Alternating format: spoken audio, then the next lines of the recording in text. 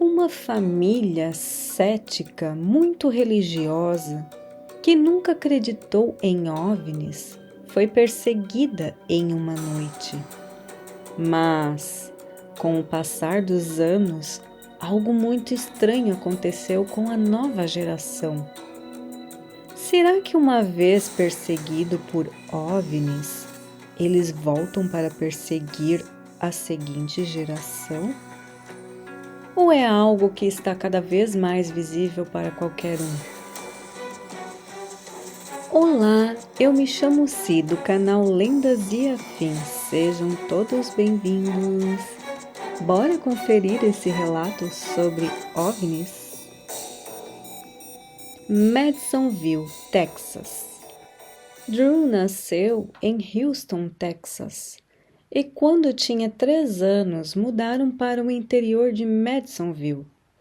O vizinho mais próximo ficava a alguns quilômetros de distância. Ao redor de onde moravam ficava uma floresta bem densa. Suas atividades, depois da escola, eram pescar e caçar. Essa era sua rotina. E com sua filha não foi diferente. Ensinou tudo o que aprendeu na infância a Taylor. Eles iam acampar quase todo final de semana para caçar. A cabana na fazenda era especialmente para caça e ficava no meio do nada. Durante o dia, a casa era ótima, não tinha nada de assustador, comenta Taylor. Porém, à noite, daí já era outra história. Assim que o sol se punha, a energia do local ficava completamente assustadora. Taylor se lembra que pedia ao pai para contar todas as histórias tenebrosas que já tinham acontecido com ele. Uma das histórias que Drew conta sempre era de quando era mais jovem e morava com seus pais. O fato aconteceu em 1975.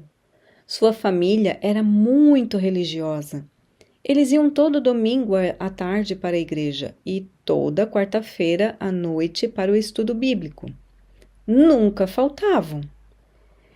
E nunca acreditaram em nada sobre vida extraterrestre, mesmo tendo vários relatos de pessoas que diziam ter avistado OVNIs pelas redondezas.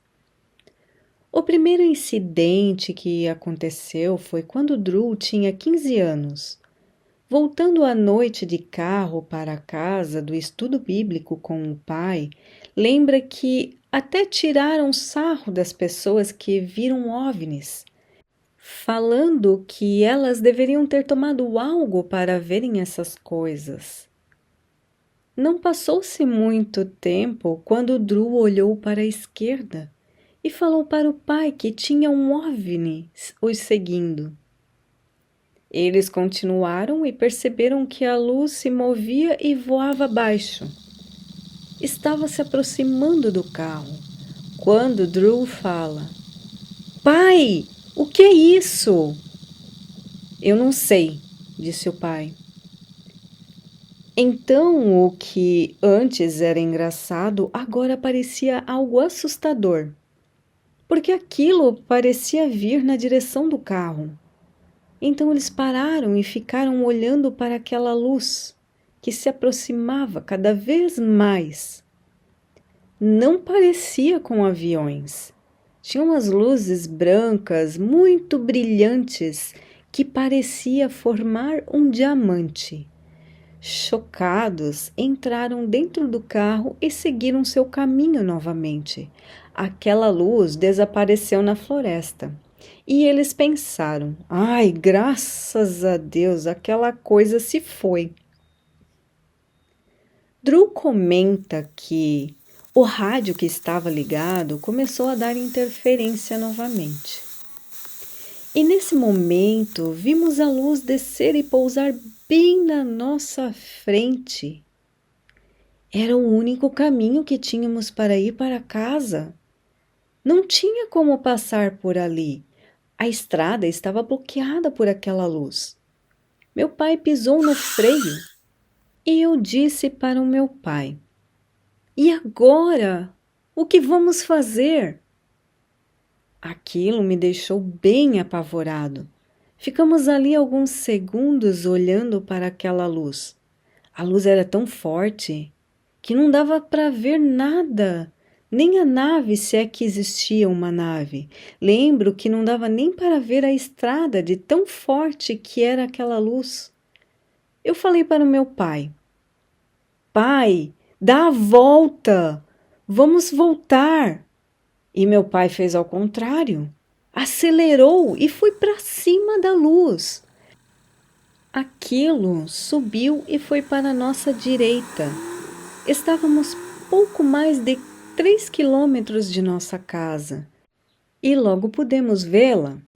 Porém, vimos aquilo pousando no nosso quintal. Eu não acreditava que isso estava acontecendo. Como aquilo sabia que estávamos indo para lá? Eu implorei para o meu pai: "Por favor, pai, vai para Madisonville, não entre na garagem." Mas ele parou o carro e disse: "Drew, fica aí." Meu pai correu para dentro de casa, pegou uma arma e apontou para o OVNI. Aquilo sabia que ele ia disparar. Então subiu e foi para a colina atrás da nossa casa. No dia seguinte, os jornais souberam e vieram falar com a gente. Está registrado no jornal. A MUFON, Rede Mútua de OVNI, considerou que, de fato, foi um encontro verdadeiro. Mas isso foi apenas o começo. 30 anos depois, Taylor lembra que coisas assustadoras aconteciam na fazenda. Eles caçavam separados e lembra que tinha que andar até o posto dela quando começava a amanhecer. Parecia que tinha uma presença ao seu redor. Parecia que a todo momento estava sendo observada. Taylor comenta: "Uma das coisas que eu adorava fazer era deitar no chão na frente da cabana e me perder num mar de estrelas. Ficava por horas olhando para o céu. Era tão silencioso que dava para ouvir um estalar de um pequeno graveto. Mas o que eu ouvi a seguir foi um barulho estranho. Não sei nem descrever o som, sei lá, parecia um monte de ruídos e galhos estalando. E eu podia sentir uma presença, o pavor começou a tomar conta de mim, e então juntei minhas coisas e fui para dentro da cabana. Teve uma noite em que estávamos comendo cachorro-quente com chile e carne enlatada, quando repentinamente ouvimos umas 3 batidas fortes na lateral da cabana e pensamos: o que é isso? E enquanto estávamos tentando descobrir, foram umas 3 batidas do outro lado da cabana. Então eu disse para o meu pai: "Pai, vai lá fora, vai ver o que é isso." Drew pegou a arma e abriu a porta para ver o que estava acontecendo. Taylor pegou sua arma e ficou atenta. Enquanto seu pai iluminava lá fora com a lanterna, com um olhar preocupado, ela pergunta: "Tá vendo alguma coisa?" "Não, não estou vendo nada lá fora", fala Drew. Os dois conversaram se deveriam ir lá fora e acharam melhor fechar a porta e irem dormir. Taylor conta que nessa noite sonhou que a casa estava sendo invadida por seres. Entre 2 ou 3 da manhã, ela acordou ouvindo um barulho. Na cama atenta a tudo, levou um tempo para descobrir o que era. Então descreve: "Parecia que tinha uma pessoa pulando para frente e para trás, na varanda. Aquilo ficava pulando e andando sem parar por cerca de uns 5 minutos. Pela silhueta, vi que a criatura era enorme, tinha 2 pernas e não usava sapatos. Eu fiquei congelada de medo. Não queria nem me virar para ver novamente. Não era uma pessoa. E a primeira coisa que eu pensei foi que era um alienígena. Eu sentia que era, então falei: Pai, pai, acorda! Pai, acorda! Eu tive que sacudir ele para ele acordar e comecei a gritar de pavor. Drew comenta que acreditava em sua filha. Pela expressão de medo em seu rosto, ele via que a coisa era séria. Espiando pela janela, olha para Taylor e diz: Me dá a arma! Me dá a arma! Tem alguém aí fora? Eu juro que eu atiro em você! Colocando suas botas, Drew foi averiguar o que de fato havia lá fora e disse: Fique na porta. Eu vou dar a volta por este lado. Se você ver algo vindo do outro lado, atira.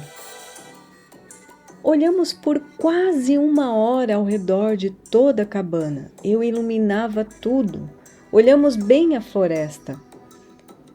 E não havia rastros nem pegadas. Ouvi um barulho e engatilhei a arma.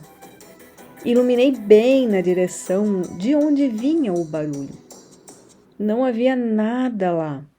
Então eu desliguei a lanterna e ouvi novamente. Não tinha ninguém, estávamos sozinhos na cabana, não deveria ter ninguém a não ser que fosse um animal.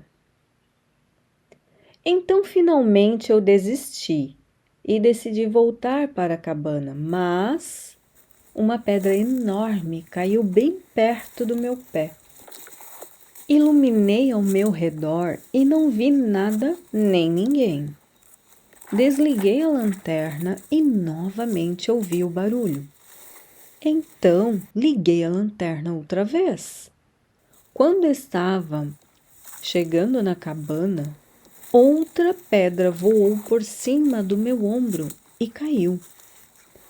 Eu estou acostumado a caçar e com todo tipo de animal.